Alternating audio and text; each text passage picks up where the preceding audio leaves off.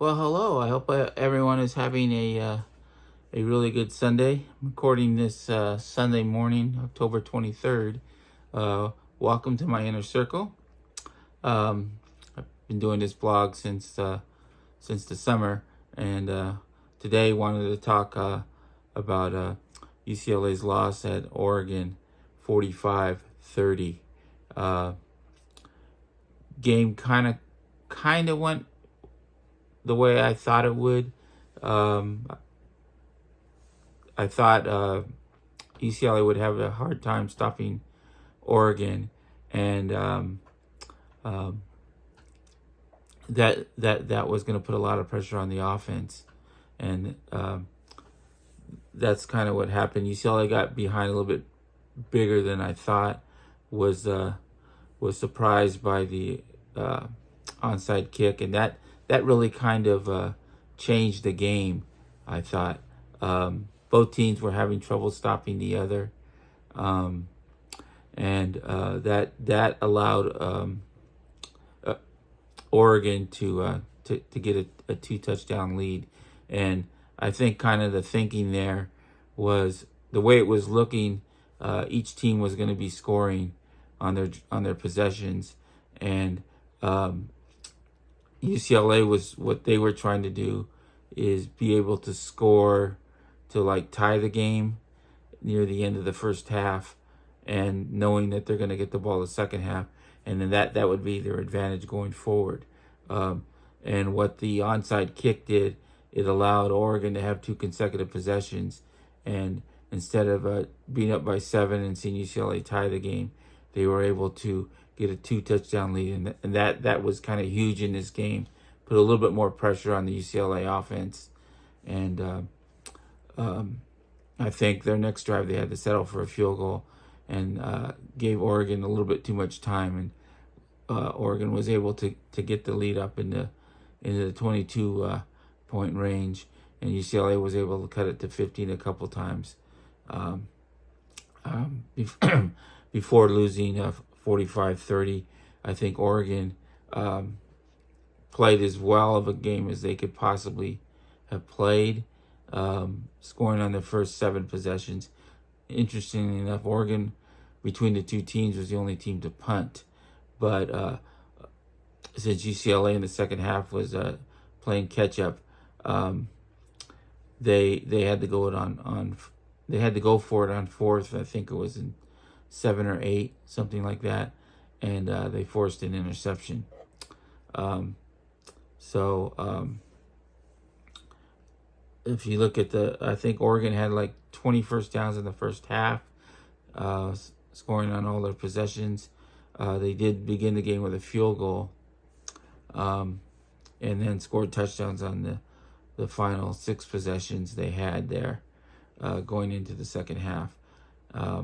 And they they had 31 first downs to UCLA's 26, and outgained the Bruins 545 to 448.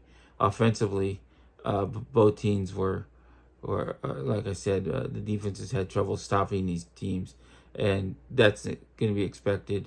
But a great win for Oregon. I thought Oregon had to win this game. If UCLA would have won this game, they would all but have clinched, in theory, a spot in the Pac-12 championship game, providing they would take care of business. They would have the tiebreaker over Oregon and Utah, and even if they lost to USC, and USC finished first in the conference, but USC already has a loss to Utah, so that would have made it interesting. Where if UCLA would have won and then lost to USC, the winner of the Oregon-Utah game, or the loser of the Oregon-Utah game, would kind of be out of the Pac-12 championship game, and the winner. This is providing everyone takes care of business, which we can assume highly. But the loser would be out, and the winner would be in a tiebreaker situation with the winner or with the loser of the USC game. Let's say UCLA won yesterday, and then lost to USC, and let's say Oregon beat Utah, Utah would be kind of out of the Pac-12 championship chase, and then what we would have would be a three-way tie for first, and I think it depends on what the tiebreaker system would be, but all three teams would still be alive. The way it is now, Oregon is kind of in the driver's seat. If they beat Utah and they take care of business and win out, they will be the number one team, and that would leave UCLA, Utah, and UCLA with a vying for that number two spot. Or Utah would be out. They would have two losses. UCLA would have two losses too, and USC would have one if USC were to beat USC. But if UCLA would go on to beat USC, they would have the tiebreaker over Utah. They would only have one loss, so a tiebreaker wouldn't come into question. USC would have two losses, so UCLA basically I'm taking a strong assumption that USC is going to win out up until the UCLA game, and the winner of that will likely be the number two representative. I'm the way Oregon is playing, I see them kind of winning out. They do play Utah at home, and Oregon, they've won 22 consecutive games at home, or now 23 consecutive games at home, and you have to figure that they're going to win out, and they should be able to take care of business the way they're playing right now. So that'll mean I'm at this point I would pick them to beat Utah, and that would basically kind of knock the Utes out.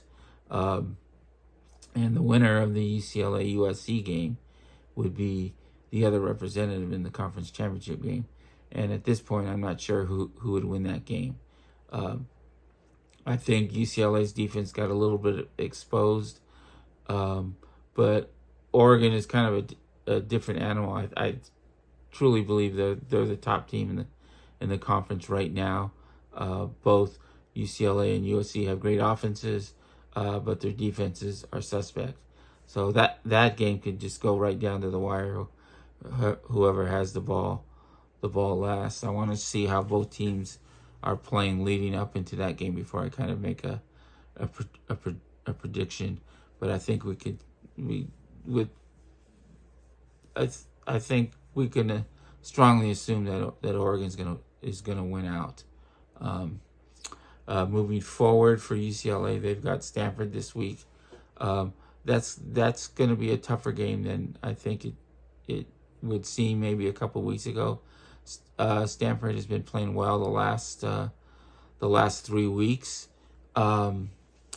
They had Oregon State beat, and then kind of gave up a I don't want to say fluke, but it was just a great play by Oregon State to the receiver caught the ball, pinned it against the defender's helmet, and then was able to go down and score a touchdown. And with about 15 seconds left in the game, or 20 seconds left in the game, and that's how Stanford lost to Oregon State. And then Stanford followed up with a 16-14 win over Notre Dame. I was at that game. Typical Stanford team. They were able to run the ball, short passing game, and were able to control the clock in that game against Notre Dame. Notre Dame made too many mistakes in that game to win it. And then this last week was kind of a similar type of game. Stanford didn't score any touchdowns, but they were able to beat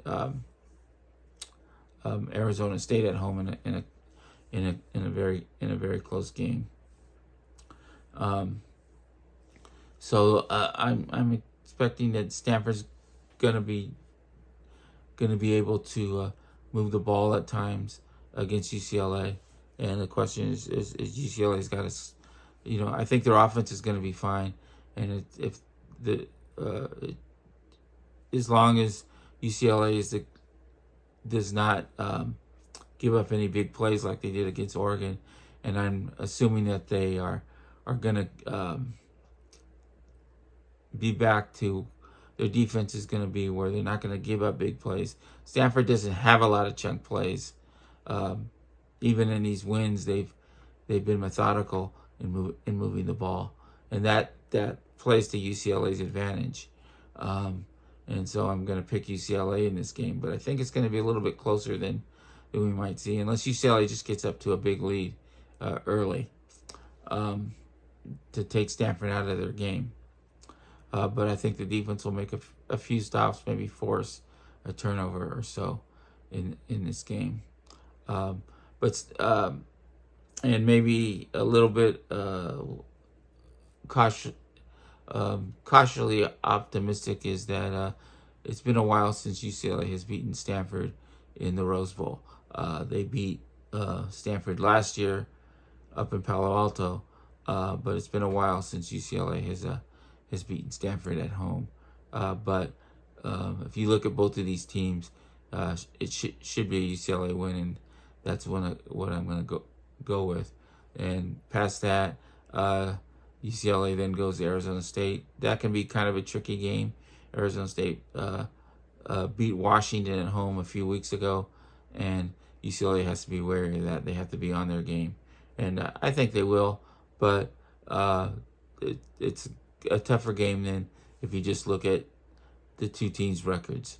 And then UCLA follows that up with a game at Arizona, or at home against Arizona. Another game they should win. Arizona is improved, but they're still having trouble winning games. Then USC, that's a pick'em game. And then UCLA closes the regular season on the road against Cal. Cal had a really big setback last week when losing to Colorado, which is Colorado up until that point had been one of the worst teams not just in the Pac-12. They are the worst team in the Pac-12, but they have played like one of the worst teams in the country, and they were able to beat Cal. Cal watched a little bit of the game last night. They lost to Washington in a close game. Had a chance to drive to win the game at the end, but were stopped on fourth down, just about midfield or so. But they did play well there. They scored a couple touchdowns, and I thought they moved the ball well in the second half. But again, a game UCLA should win. But we'll see where it goes. Right now, they got to look towards Stanford in the rankings. UCLA dropped with the loss on Saturday. They dropped to number 15 in the coaches poll. The AP poll is not out yet, but I think it'll be a similar drop, 15, 14, maybe 16. We'll see how it goes. I did find it kind of funny, I guess you could say. They have Utah ahead of UCLA, and UCLA kind of really handed it to Utah a couple of weeks ago. And I know it's based on the overall season, but I think you still have to rank UCLA ahead of Utah. I've seen in the last 24 hours, a couple sports writers have ranked the Pac-12 teams in order, and Oregon number 1, as you would assume, UCLA number 2, because they beat Utah, and Utah number 3 over USC, which is 4, again because Utah beat USC. We still have a few games to shake out, and we'll see how that'll go. But for now, my only question is with the AP or the coaches poll rankings. Utah ranking Utah ahead of UCLA by 1, but still a lot. UCLA still has a lot to play. They're still in the run for the Rose Bowl, and that's that's always the number one goal. The playoff is kind of added. I don't think UCLA really had a shot at the playoff. I don't see Clemson losing, and I look at Clemson as possibly being the fourth team. Nationally, I look at Georgia being the best team in the country, and looking them to win the SEC championship. I look for them to beat Tennessee, and that means Georgia and Alabama will play in the SEC title game. And figuring Georgia will win that game to get a playoff spot. Ohio State will beat Michigan, I think, and get a second playoff spot. And then the question is, if Alabama gets in the SEC title game, is that enough to outweigh their loss to Tennessee? And it depends what Tennessee does from here on out. So either Tennessee or Alabama. Probably would lean toward Tennessee since they have the head-to-head win. And so that's 3 teams. And then I think Clemson's going to go undefeated the rest of the year. And so they'll be the 4 team. It's going to be really hard for a one-loss Pac-12 team to get in the playoffs. So it's really talking about the race for the Rose Bowl. And right now, Oregon is in the driver's seat, but they still have to play either UCLA, USC, or Utah. And second time around, that could be a tough game. Usually, when teams, if the talent level is close, and all 4 teams, the talent level is close in my opinion. And the team that lost, in my experience, has had an advantage. They kind of know what they did wrong. They saw the team they lost to what their skill level is, and they usually are able to make corrections where the team that won might not be as focused because they beat this team before. So whether it's UCLA or Utah playing Oregon again, I think they might have a slight advantage just from